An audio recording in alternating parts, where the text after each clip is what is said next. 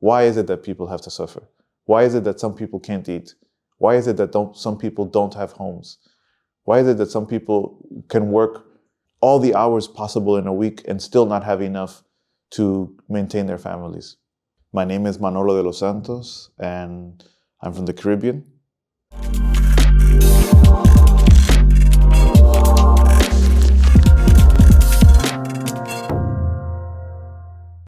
I'm originally born on the island of the Dominican Republic, but have lived and worked for many years in Cuba. Growing up only in the Dominican Republic, but also in the ghettos of New York City, in the South Bronx, you saw so much going around you, so much suffering, so much pain, but there was always a bigger question about why is it that people have to suffer? Why is it that some people can't eat? Why is it that some people don't have homes? Why is it that some people can work all the hours possible in a week and still not have enough to maintain their families? Ultimately, I found answers in other places that said to me that the only way possible for humanity to become better is to struggle. The US declared victory and the end of history. The end of history refers to kind of liberal democracy and technologically driven capitalism that we have today.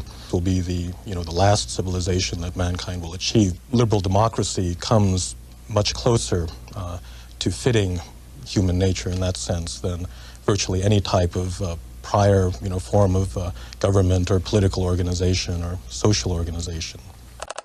Yet at the same time, I saw, as I was growing up, the resistance and the struggle of many people around me who refused to accept that history had ended. For them, history had never ended. Capitalism continued to express itself in the most abhorrent and actually most oppressive and exploitative ways. Capitalism, much more than ever before, bases itself on the exclusion of millions and millions of people, particularly young people. I mean, for young people living in North America, even in the belly of the beast, even at the center of global capital, life is becoming extremely difficult. You can have a university degree and not be guaranteed a job, not be guaranteed a home, not be guaranteed the right to live. I mean, when you look at Africa, for example, the continent that has the highest number of young people on the planet, what can capitalism say to them? Where do we see capitalism working well?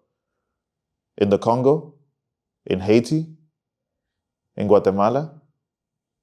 In Lesotho?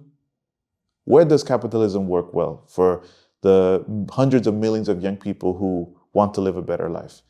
Why must war and violence be imposed on the people of the global south so that some may keep their apartments warm in New York City?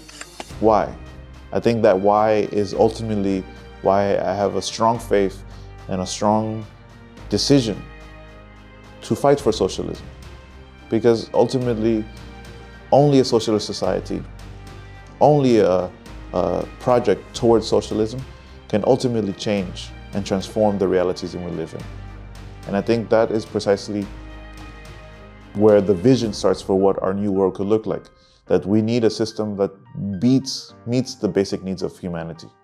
I think a lot of people in the world imagine, partly during the pandemic, that somehow this level of chaos and death that took over the world, in which millions of people around the world died because of lack of healthcare systems, bad management of the crisis by many of the countries in the West, the shattering of the American dream for many people. There was an expectation or hope that somehow out of this crisis, many more people or many countries around the world would realize that something had to be done differently. Sadly, the crisis has only grown deeper.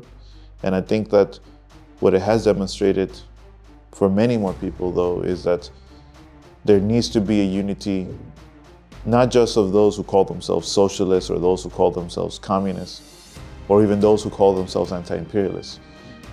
All those who want to fight for a better world that includes the possibility of everyone being able to live out their future in dignity, that includes not just dignity for human beings, but dignity for the planet itself.